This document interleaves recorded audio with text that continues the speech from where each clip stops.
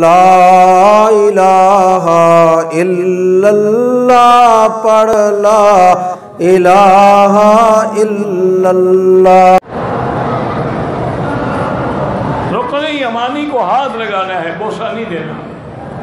اگر ہاتھ لگانے کا موقع نہ ہو چلے جائیں، اشارے کی بھی ضرورت نہیں ہے۔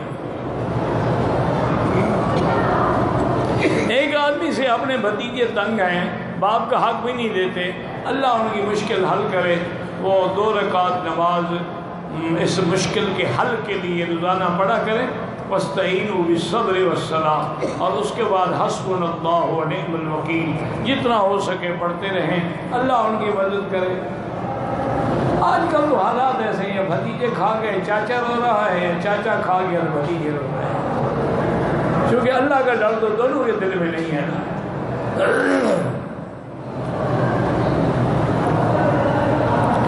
بھائی حج افراد ساری دنیا میں کہیں سے بھی کوئی آئے کر سکتا، میقات پہ آ کے صرف حج کی نیت کرے وہ حج افراد ہے، اور حج اور عمرے کی ملا کے کرے وہ قران ہے، صرف عمرے کی کرے عمرہ کھول کے پھر 8 کو حج کی کرے وہ تمتع ہے۔ ہر کوئی کر سکتا ہے، یہ تو نہیں کہ صرف مکے والا تو صرف افراد کر سکتا ہے، تمتع قران کر نہیں سکتا، مسئلہ سمجھو۔ باہر سے آنے والا تو جو چاہے افراد کرے، چاہے تمتع کرے، چاہے قران کرے۔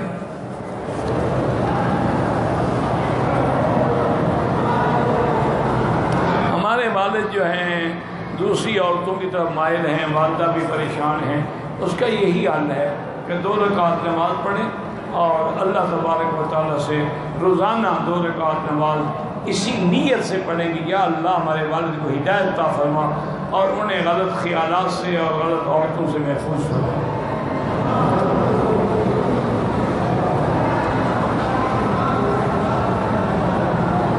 کہتے ہیں جی کہ ہمارے ایک خان صاحب ہیں، میلاد اور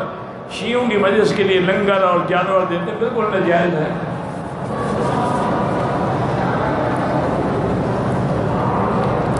میری بیوی جو ہے وہ بڑی معذور ہے، ہاں پھر عمرہ کر سکتے ہیں۔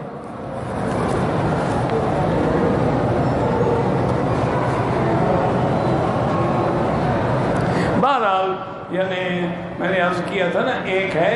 ہاتھ باندھنا اوپر، حدیث میں ہے، ہمارا ایمان ہے، لیکن سنت جو لفظ جب آئے نا، اسی لیے تمہارا لقب ہے اہل السنہ، کیونکہ سنہ کبھی سنت منسوخ نہیں ہوتی کبھی، اور سنت کبھی ضعیف نہیں ہوتی، حدیث تو ضعیف بھی ہو سکتی ہے اور حدیث سے جواز ثابت ہو سکتا ہے۔ تو حضرت علی کی روایت ہے کہ من السنت،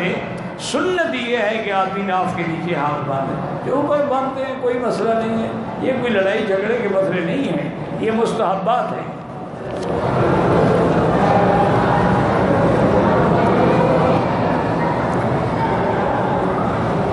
بہرحال پاکستان سے احرام باندھ کے عورت آئی، طبیعت خراب ہو گئی، ہسپتال گئی، بے ہوش ہو گئی، ہوش آیا، جب طبیعت اچھی ہوئی تو مسجد عائشہ سے احرام باندھ کے عمرہ کیا۔ دم مدینے میں، دم مکے میں دیا جاتا ہے، مدینے میں نہیں دیا جاتا، مدینے والا تو خیرات ہو گئی، اب مکے میں دم ادا کریں۔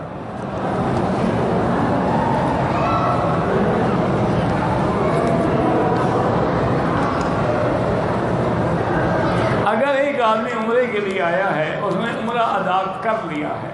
اب اگر وہ 20 دن قیام ہے، اس میں مزید عمرے کرنا چاہے، نفلی عبادتیں کرے،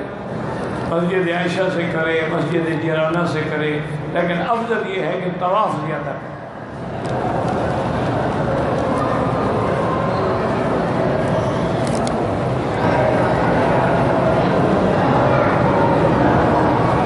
بہرحال میں نے 6 روزے رکھے ہیں شوال کے، پہلا روزہ میں نے رمضان سے شروع کیا، اللہ قبول فرمائے جو گزر گئے، ورنہ اکیلا صرف رمضان کا روزہ نہیں رکھنا چاہیے، لیکن آپ نے تو آگے بھی رکھتے گئے نا، اس لیے انشاءاللہ وہ ٹھیک ہو جائیں گے۔ اللہ تبارک و تعالیٰ قبول و منظور فرمائے۔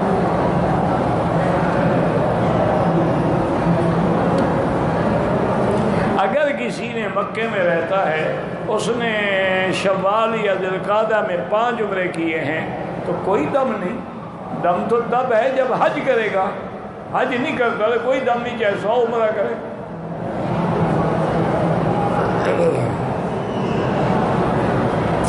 اگر کسی نے شوال میں مرحوم کے لیے عمرہ کیا، کوئی دم نہیں اللہ کے بندے،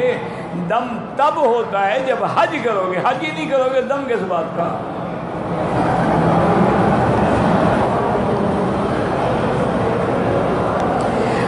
یہ جو خواجہ سرا ہوتے ہیں جن کو ہجڑے کہتے ہیں، ان کا یہی ہے کہ اگر اس کے اعضاء کی شکل عورت سے ملتی ہے تو عورت والا جنازہ پڑھا جائے گا، اگر مرد سے ملتی ہے تو مرد والا جنازہ پڑھا جائے گا، اس کی غالب حالت دیکھی جائے گی۔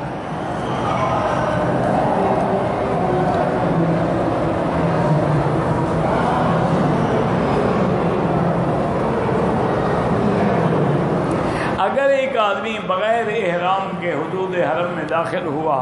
تاکہ اس کو روک نہ دیا جائے تو بہرحال اس پہ دم پڑ گئی، حج کر لے، حج کے بعد عمرہ بھی کرے اور ایک دم بھی ادا کرے۔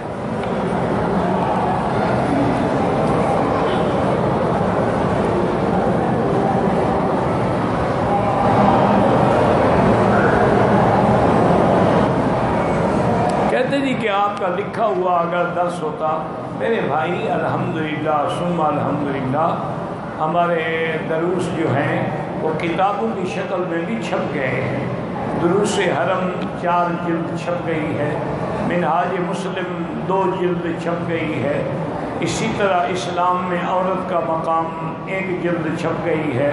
ازواج النبی صلی اللہ علیہ وسلم 1 جلد چھپ گئی ہے، خلفائے راشدین 1 جلد چھپ گئی، ساری کتابیں الحمدللہ۔ اب تو اللہ کا شکر ہے، اللہ کی توفیق سے میری تفسیر جو میں نے 20 سال میں قرآن ختم کیا اللہ کے گھر میں بیٹھ کے، وہ تفسیر جو ہے وہ تفسیر کی شکل میں تفسیر مکی کے نام سے چھپ رہی ہے، اس کی 3 جلدیں تو چھپ گئی ہیں الحمدللہ، پہلی، دوسری، تیسری۔ اب باقی اللہ توفیق دیں گے، اللہ کے علم میں ہے کہ کتنی جلدیں ہوں گی اور کب مکمل ہوگی یہ تو اللہ جانتے ہیں، کیونکہ اب یہ 3 جلدیں چھپی ہیں نا، تو ابھی ہم تقریباً سورۃ البقرہ کی آیت نمبر 34 پہ پہنچے ہیں، سب باقی اللہ عالم کتنی جلدیں بنیں گی یہ تو خدا جانتا ہے،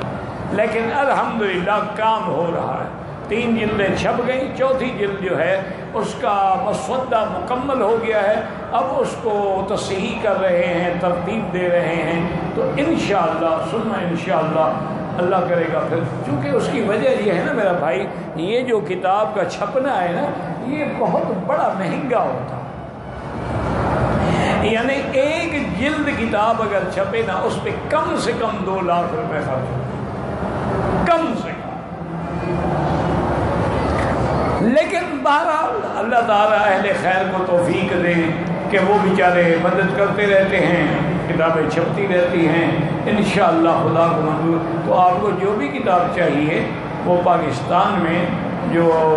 بڑے بڑے مکتبے ہیں نا ان پہ مل جاتی ہیں، یا آپ ایسا کر سکتے ہیں، مجھے کسی نے کہا ہے، میں نہیں جانتا، کہ انٹرنیٹ پہ بھی کسی نے وہ کتابیں ڈال دی ہیں، تو وہاں سے بھی آپ پڑھ سکتے ہیں، دیکھ سکتے ہیں۔